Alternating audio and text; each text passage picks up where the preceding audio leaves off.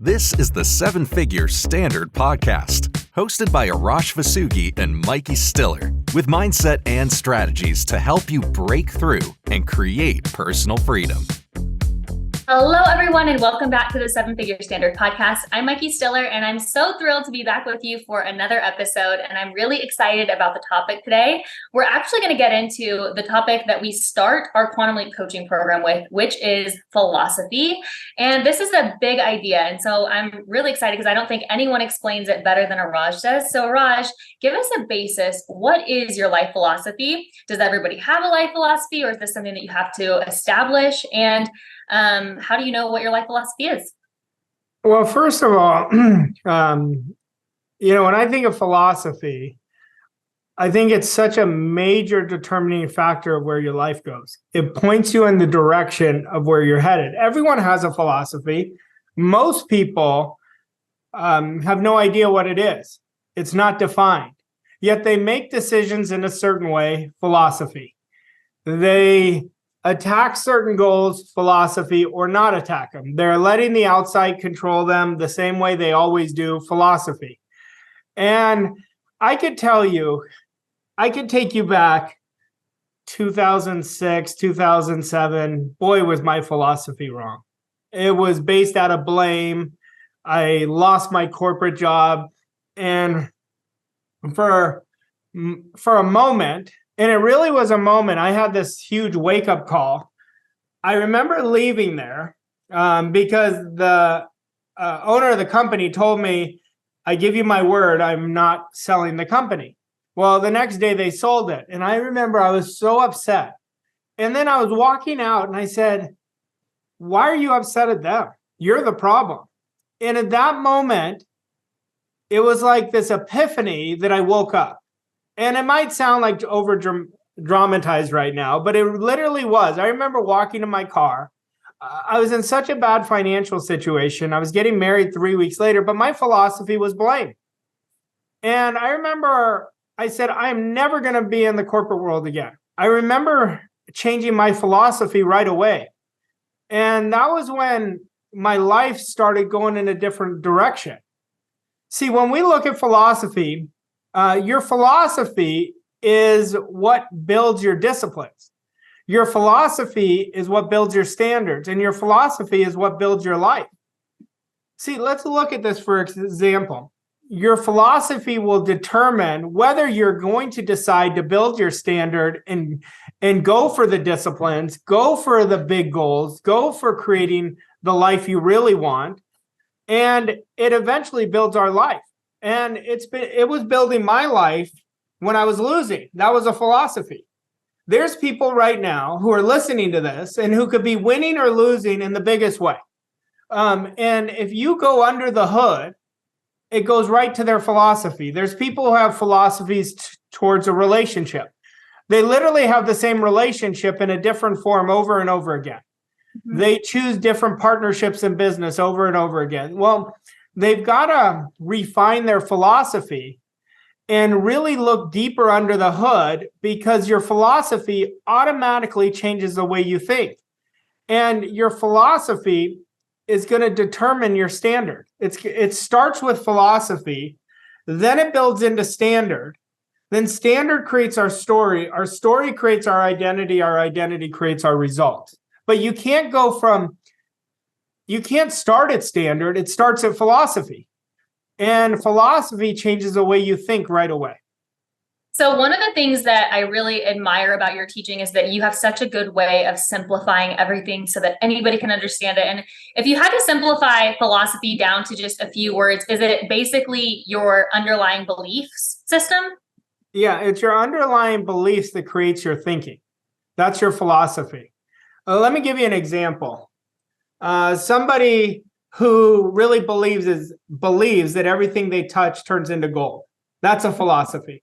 But go under that, that's a belief, right? They've just refined it into what that belief is. So we want to refine our beliefs so we can understand, do they serve us or are they outdated? So that's where philosophy comes in a huge way. And so just based on what you just said, you can really build your philosophy through your higher mental faculties, like taking perception and saying, okay, do I believe it from this angle, or does it look differently from over here? Using reason. How would you build upon your philosophy using those higher faculties, getting out of your analytical mind, getting away from your five senses, and building it into what you really want? I'd like to even simplify it further. Oh, yeah. It really is, to me, about deciding how you want to live. That really creates your philosophy. Even before you go into the higher faculties are going to build it up. They're going to hold it and hold strong to it. But before that, we have to decide how we want to live. See, a lot of people, I was coaching a very successful entrepreneur this morning, and I told him, I said, you're attached too much to the outside.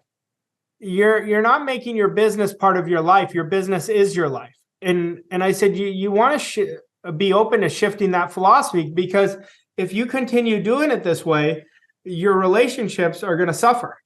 You're not going to have any time to enjoy experiences. Everything is always about work, work, work. And if you do that, you're going to miss life. And so that's my philosophy that I was putting on to him. If he agreed with it or not, that's up to him, right? But we want to decide how we want to live first. And we have a philosophy for our business. So like our business, Voss Coaching Co., our philosophy is excellence. That's part of our philosophy. Yeah. And that is, I want to teach people how to live an excellent life. And I want to simplify it. I want to make it in the most simple process on how to do it. But for me, one of my philosophies is simplicity. So that's a part of my philosophy. So I'm giving you some understanding. Somebody else who is always, let me give you somebody else, give you an example of somebody. I'm just making it up. But their philosophy is, I need to have all the information before I make a decision. That's a philosophy. I think it's a philosophy of losing, but that's a philosophy, because you're never going to know something until you go do it. Like I was quoting Seth Godin this morning, and I said, Seth Godin has such a great quote. And he says, the man who fails the most is the man who wins the most. That's his philosophy. And I agree with it completely. Like the true winners, their philosophy is they're willing to lose to win. Mm-hmm. Yet the masses, I was saying it this morning in one of our calls, because I really believe it. You take the M out of masses and you got the asses. That's what most people are following. And they're going to follow all these people who are not creating results, and they're making these people's philosophies and opinions their own. And we want to be the outlier on that. We want to say, no, we're never going to settle. Like not settling is a philosophy. Settling is a philosophy. Somebody who says they're stuck, that's part of their philosophy. I'm going to keep making excuses that I'm stuck instead of going to understand why I'm stuck. It's always in our thinking.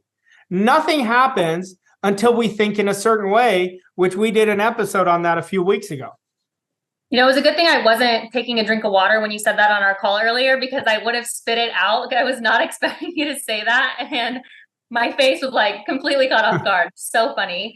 So what I want to know is, if you haven't taken the time to deliberately establish your philosophy, like a lot of people have not, I would say a very small percentage of the population has set aside time to establish their philosophy, has a healthy, growth-oriented philosophy. And if you are listening to our podcast or in one of our elite coaching programs, you're part of that small select few who is working on this. If you haven't, where does your philosophy come from? Does it come from your parents, your upbringing, your experiences? Does it come from results, like whenever we let the outside control us? Or where does that philosophy come from, and how quickly can it change? Well, it comes from all of the above. It comes from everything you just said, from your parents, your upbringing, your grandparents, your teachers, different failures, different successes. What happens is, if we're not aware of it and we're not deliberate and intentional about what we're doing, we're going to live based on a past philosophy that most people don't even know it's a philosophy. They just know they're doing things in a certain way. But that certain way is outdated. There's parts of my philosophy that worked 5 years ago that are not part of my philosophy anymore. I had to elevate it. It's no different than standard. You want to continue elevating your thinking. And that's why I think it is so important that people study themselves every day an hour. It is so important that people prioritize it. They'll prioritize a work call they have to do or a meeting they do, but they don't prioritize the most important part is understanding them. And you're not going to understand you if you don't study you. Now, there you go again. That's part of my philosophy. I'm giving you examples that really refine it. Most people are dragging people instead of leading them. That's part of their philosophy. And they're living outside in instead of inside out. When we live outside in, we're going to be on a roller coaster ride, where when things are going good, you'll be high. When things are going bad, you'll be low. But we want to look at our processes. Well, go before the process. What creates the process is our philosophy. But to how you want to start the philosophy is with the vision of your life. And I recommend being micro instead of macro. Like start with a vision short term for 6 months or a year where you start practicing changing your philosophy and elevating your philosophy because that's really how you're going to win. See, if you look at this, I know I'm about to interrupt you, but before I have this thought in my mind, success comes down to a few disciplines practiced every day, and failure comes down to a few errors practiced every day. That's all it is. God, that's so good. I'm glad you went ahead with that thought because that is so good. My next question is, last week on the podcast, we talked about environment and how important it is who you surround yourself with, the environment you surround yourself with, the people you surround yourself with. My question is, if you surround yourself with people who have a strong life philosophy, does that philosophy rub off on you? And if you are surrounding yourself with people with a poor life philosophy, does that rub off on you? Yeah, they both rub off. We become who we hang out with, what the conversations are. And like one of my philosophies is not to be a yes person. I could have the closest people to me. You know that because I will always challenge your thinking because I want to know why you're thinking a certain way. And so last week's episode on environment, that was philosophy. If you really understand environment, when you prioritize it, it's part of your philosophy. When you don't prioritize it, it's part of your philosophy. See, I don't surround myself with needy people. Neediness is not a part of my philosophy. It repels me. I want to be around people that are certain, people that really want to grow. And I don't mean needy in terms of they don't ask for help. That's not what I mean. I mean somebody who wants me to solve their problems. I want to give them the ability to stretch their thinking and ask them questions. And that's what I do with our environment, with whoever I'm talking to. I will give them perspective through questions. Questions is part of my philosophy. I ask myself a ton of questions. So we want to remember what I said earlier. Philosophy sets your standard. It allows you to think in a certain way. So you allow yourself the ability to raise your standard. Your standard creates your story creates your identity, and the identity creates the result. They all work so step 1, step 2, step 3, step 4, and step 5 together. So what I think is so important, because what I'm getting the feeling is that everything in your life is going to impact your philosophy if you let it, right? So either you're dictating your philosophy from the inside, saying this is what my philosophy is, this is what I'm going to accept, this is my belief system of how things work. Or if you're on autopilot and you're not actively thinking, then your environment, the people around you, outside circumstances are going to dictate your philosophy for you, which makes it even more important for us to all be deliberate. We have one life, we have one moment, we have today, we have right now. And so a lot of times we're lackadaisical in who we spend our time with or what we're willing to tolerate. How do you recommend someone become really, what's the word? Because you don't want to be rigid, but you want to be really mindful of how you're spending all of your precious moments, all of your time, so that it is in alignment with that vision of where you want to go. I think the word here that we want to focus on is awareness. You want to be aware. And when we're aware when we're losing, right? We know when we're losing. But most people will just put it down under the carpet. They shove it down. I encourage you to feel your losses. because you learn more from your losses than your wins. That's another example of one of my philosophies. And I like feeling when I lose because I never want to feel that way again. Like, it's a motivating factor for me. I don't like just like, if I do something wrong or if I make an error, I don't shove it down under the carpet. I want to be aware of where did the losing start? It didn't start from the effect of losing. It started in a thinking pattern, or it started not paying attention to something that I should have paid attention to earlier. So that's why it comes down to awareness. Everything is awareness. There's nothing that's not awareness. And once we start practicing being aware by being observant and neutral of what we're doing, then we're going to really allow ourselves to go from a gap to creating freedom. Okay, you mentioned neutral there, and I know that there's going to be questions pop in. Like, what do you mean by being neutral? Being neutral is literally like out of body. Like, you're not positive or negative. You're not slanted in one direction. You're not biased. You're right in the middle, so you could see the situation as it is. That's being neutral. Neutral, the art of neutrality is the greatest power we possess, in my opinion, because that's where the truth is. The truth will set us free when we're aware of the truth. But when we're making excuses, we're going into scarcity. That's what rationalization is. Rationalization is scarcity thinking. And we're either coming from our wants or our needs. When we're coming from wants create abundance, needs create scarcity. We want to turn our wants into a desire. Once we do that, then it's a done deal. But when we're coming from, well, this happened because of this, because of that, because of this situation, we're giving up all our power. We're giving up all our excuses, and we're never going to be aware. We can't become aware when we're playing victim. And there's only two types of people. I've said this many times. There's either victims or leaders. There's no in between. And so when the leader is always responsible, they take extreme ownership. The victim is always coming from need. Need breeds scarcity. We want to get away from neediness. Need nothing, attract everything. Burn that in your mind. Okay, so every single week, whenever we do a podcast, we give an action step at the end. For someone who is, just getting into a rhythm or getting an understanding or an awareness of these concepts, how long do they need to focus on philosophy before they move to focus on standard? Philosophy is an ever-moving evolution. Philosophy, I would start by deciding how you really want to live. Like, look at we have about, 73, 74 days left in the year, something like that. Create your philosophy for the next 74 days of how you're going to live between now and December 31st. Really make it into the micro first, but your philosophy is going to be ever changing. And as you change it, your results will follow. I'm telling you, my results were not instantaneous, but it almost felt like they were, because I stopped putting so much pressure on myself. I started coming with responsibility, and responsibility became a core of my philosophy. Where I shared with you before, blame was a core of my philosophy before.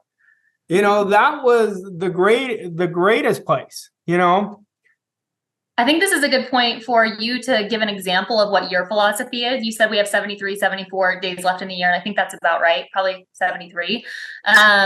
Actually, by the time this airs, it'll be a little less than that. What is your philosophy as we go into the end of the year? Because, a lot of people is, what, I'm going to hold off. I'm going to wait for a New Year's resolution. I'm going to enjoy the holidays. What is your philosophy? First off, on a daily perspective, my philosophy is to beat my personal best. Like, that's always I think that's the best goal anybody can have. The second one, to answer your question, is to really sprint like I'm telling you, like Carl Lewis was back in my day, like the greatest sprinter. And some of you probably don't know who he is, but I'm aging myself, but really sprint towards the new year. See, like, I'm already planning 2024 right now. See, a lot of people plan it in January, right? The last week of December. I start planning it now. October is when I start planning for the new year. That's part of my philosophy. Yeah. I'm thinking much bigger than myself. Another one of my philosophies is let go of my past thinking. My past thinking is not going to take me to where I want to go. So I'm constantly shedding my old skin and releasing my old ways of thinking. These are some examples of philosophy that I'm constantly thinking of, but I do it from a neutral perspective where I'm putting standard on myself, not pressure. There's a big difference. People will ask me all the time, Mike, they'll say, well, do you ever feel pressure? I never feel pressure. This is how I live my life. And how you live is going to be effortless when you make it your philosophy. This is just a way of being for me. And that's what I encourage. That's why philosophy is so important. To me, philosophy isn't a hard thing. It never was. Even when I changed it, I wasn't aware of what I was doing, but then I could look back and then I became aware of it. That's why I teach it. And because it had such an immediate impact on me. See, I think people listening to this are going to start reevaluating their philosophy and say, what is it? Where do I keep going to? They'll know what their philosophy is. I want you to make it effortless and be very deliberate and decide how you want to live your life, making today day one. And be so humble and hungry and come from this openness in this open space that if one person can do it, you can do it. And start living in limitless potential, not putting limits based on the past.